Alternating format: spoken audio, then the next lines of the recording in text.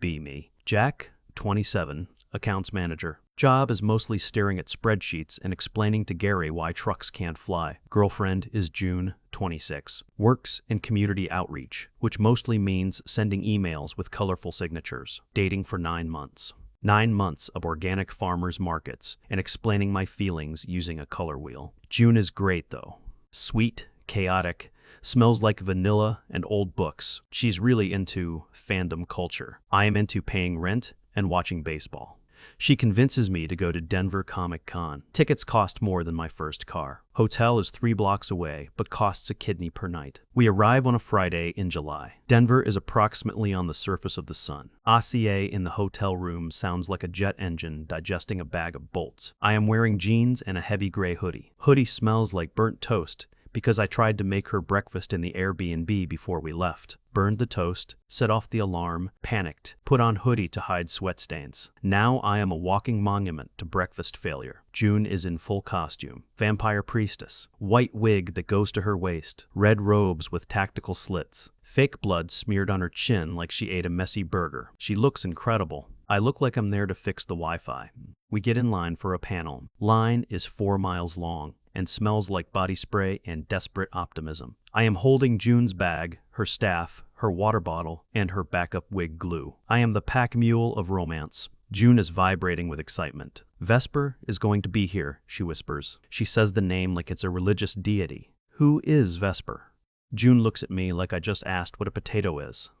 She's the premier lore keeper for the Sanguinary Chronicles on TikTok. Yes. The Sanguinary Chronicles.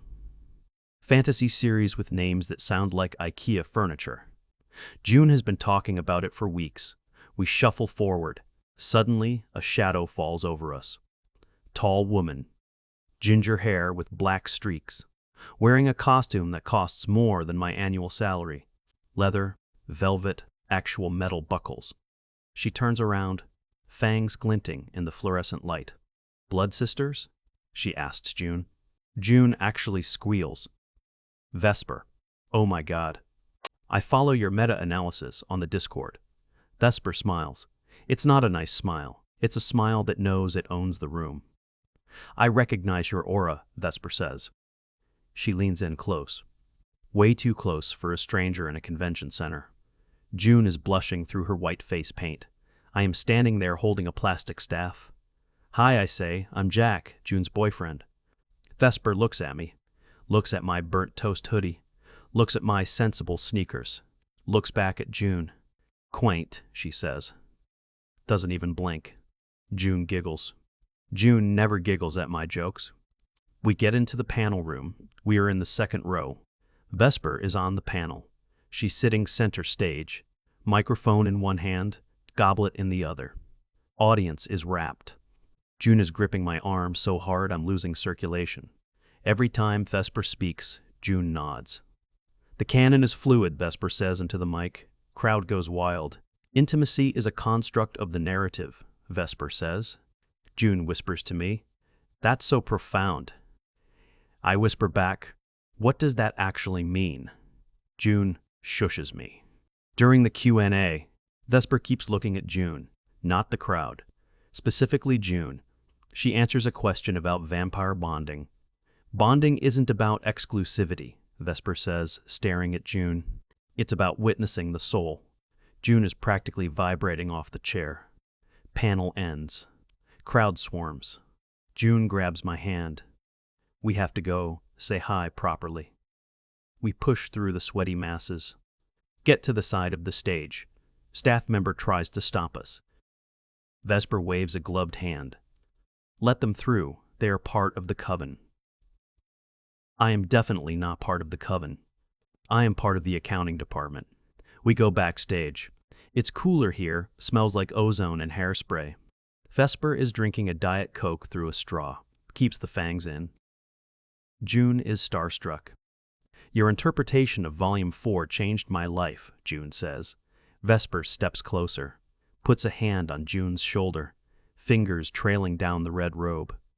You embody the aesthetic perfectly, Vesper purrs. I clear my throat.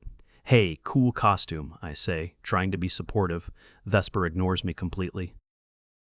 Do you want to see the artist alley? Vesper asks June. I have a private booth. June nods eagerly. Jack, you don't mind if we geek out for a bit? I hesitate. I can come too, I say. Vesper's eyes narrow. It's a very small booth, she says. Very intimate lighting. June squeezes my hand. Just go check out the retro games, babe. I'll find you in 20. She smiles. That smile I love. The one that says, trust me. So I trust her. I go to the retro games section. Buy an overpriced N64 cartridge I don't need. Buy a lukewarm pretzel. Wait 20 minutes. Wait 30 minutes. Text June, hey, where are you? No reply. Wait 45 minutes. Text June, everything okay? No reply. Anxiety starts to itch under my hoodie. I start walking toward the artist alley. It's a maze of prints and body pillows. I find the booth marked Vesper. It's empty. Sign says, back in 15, feeding. Haha. Very funny. I ask a guy selling swords where she went. He points to a curtained area near the loading dock. VIP Lounge, he says. Staff only. I walk over there. Security guard is texting on his phone. Doesn't even look up as I slip past the curtain. Corridor is concrete and dim. I hear whispering. Familiar whispering.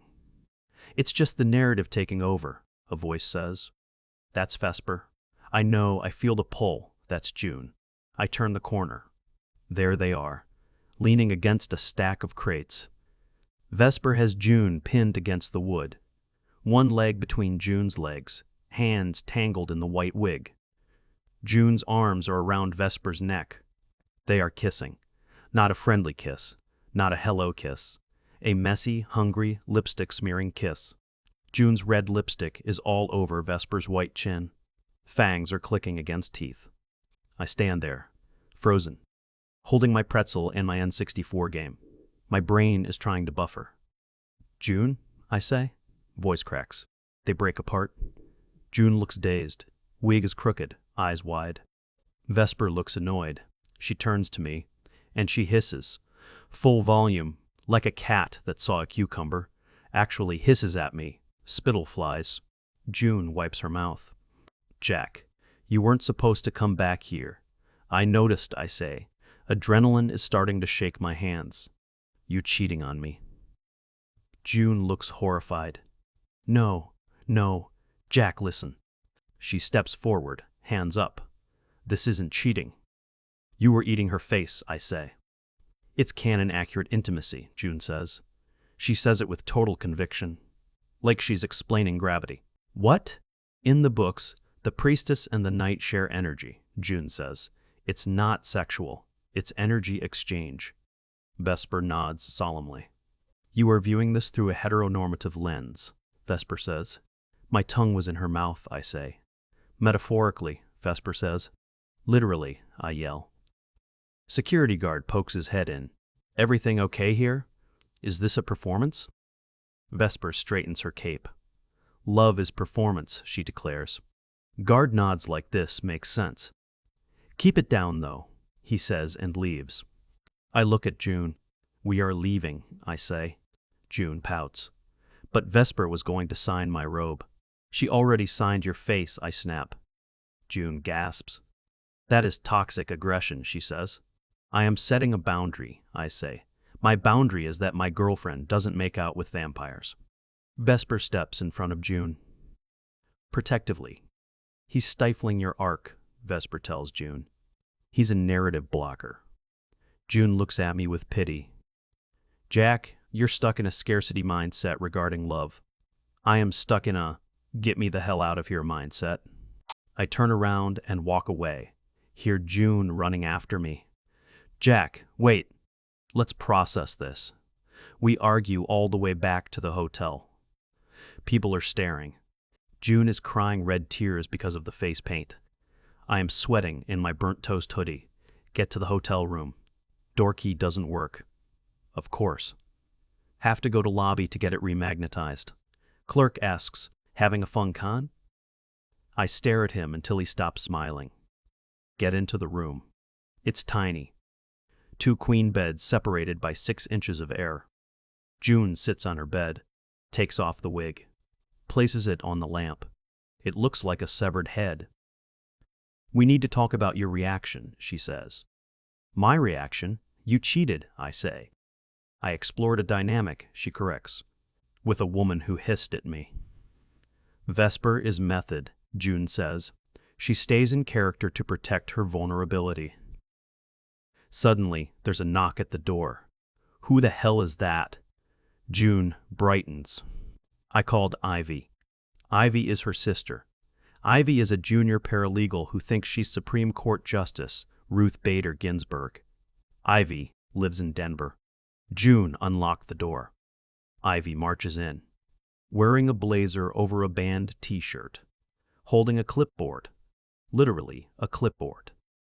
"Okay," Ivy says. "June texted me the situation regarding the alleged infidelity." "Alleged?" I ask. Ivy holds up a hand. "Jack, please allow the plaintiff to speak." "I'm the plaintiff," I yell. "Emotional volume down," Ivy says. She sits on the edge of the desk. "June, state your intent." June takes a deep breath. "My intent was to honor the source material and experience the lore physically." Ivy writes this down. "And was there romantic intent? Only metatextual?" June says. "Objection," I say. "Overruled," Ivy says without looking up. "Jack, define cheating," Ivy says. "Kissing someone else," I say. "Kissing implies romantic desire," Ivy argues. "Was this desire? Or was this role play?" "It was a tongue wrestling match," I shout. My phone rings. It's Ross from work. I have to answer. "Hey, Ross." "Jack." "Where is the Q3 logistics sheet for the Midwest fleet?" "It's on the drive, Ross. I can't find it. I need you to walk me through it."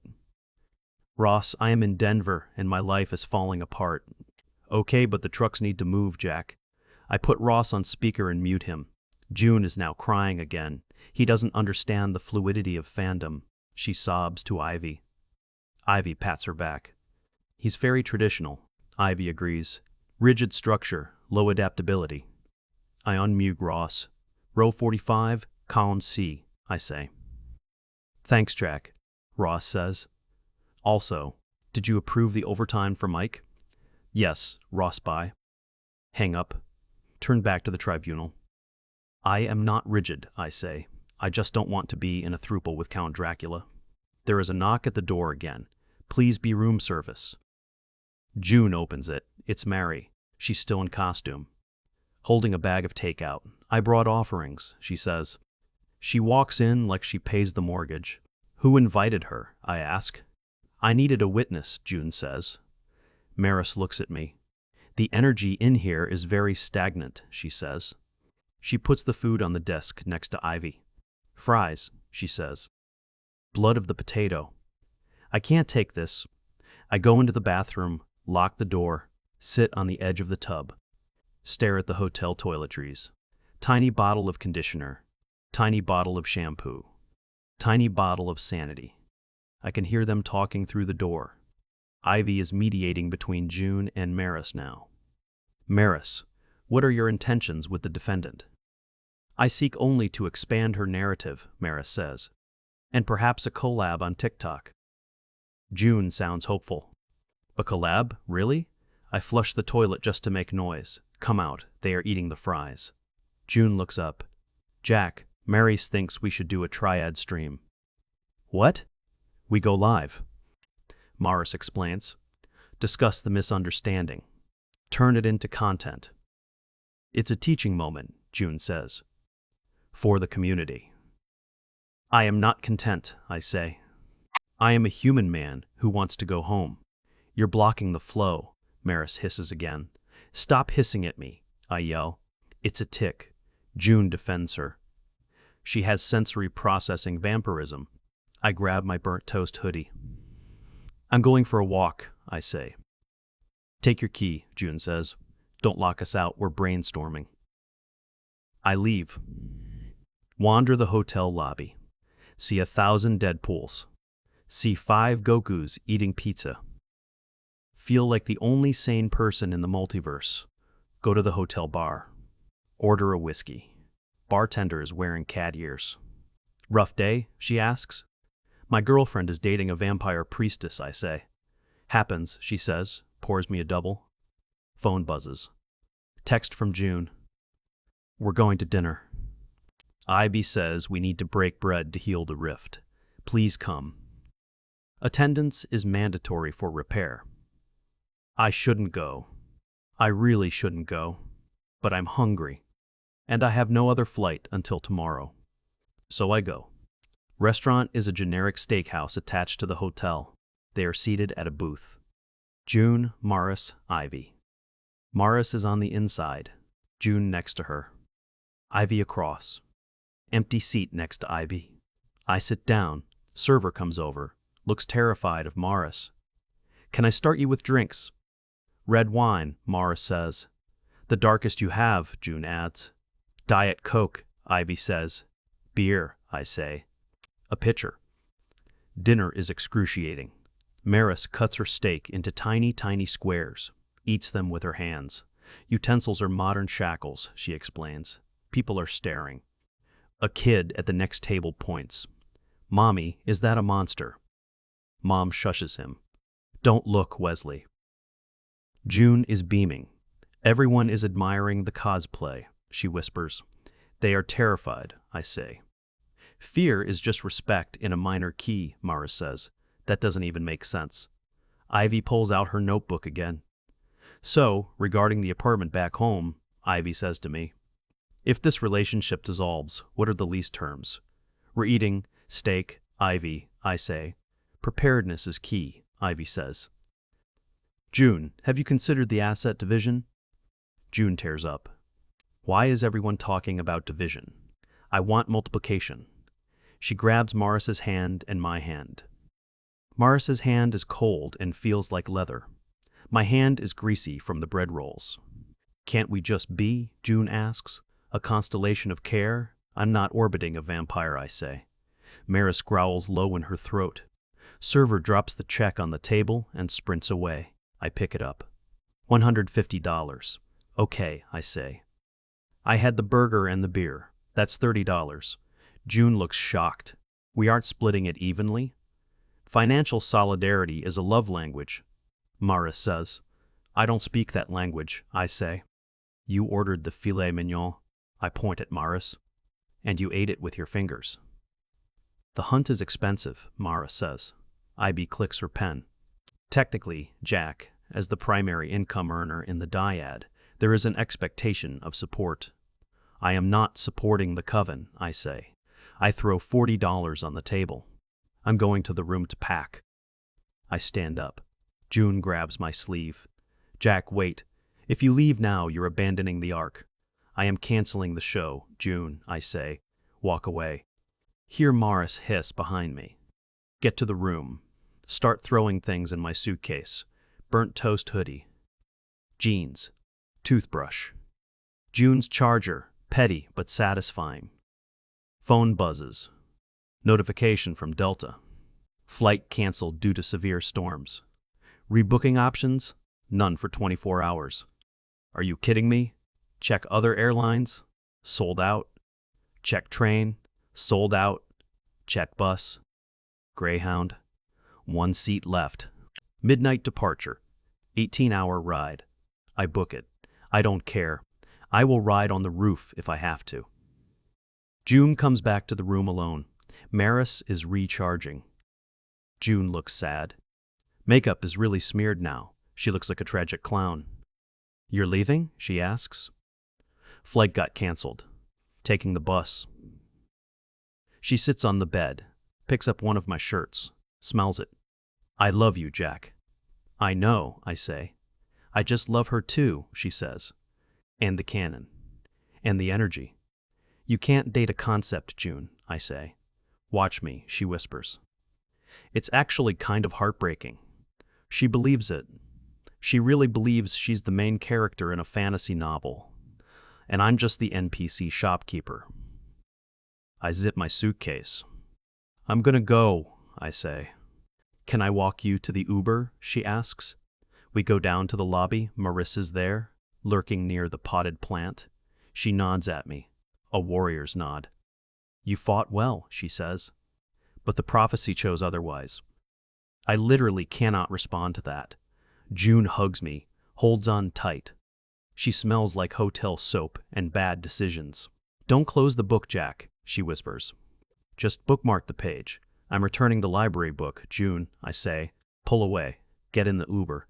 Driver is blasting EDM. Airport, he yells.